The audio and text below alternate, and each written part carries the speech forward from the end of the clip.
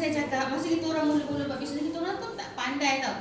Tapi kita orang ikut apa 5 perkara yang kita kena buat ni. Jadi insyaAllah saya akan tulis 5 perkara ni. Semua kena, kalau itu kita buat broadcast terus kita suruh buat kan. Suruh buat kan. Baru jalan kalau balik tak jalan. Terus buatlah. Balik tak jalan. Grup apa? PC. Grup PC ataupun kita buat ikut hari. Ikut hari. Ya, nanti dia orang add lah. Okey, pertama sekali bila kita nak buat bisnes ni, yang penting sekali kita kena ada data lah. Itu yang pertama. Yang pertama strategi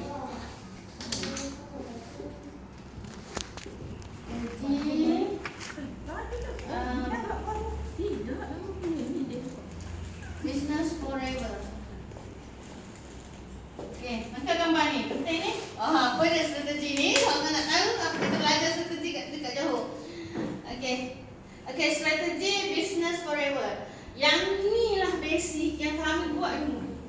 Yang Kak Sophia buat, apa buat yang saya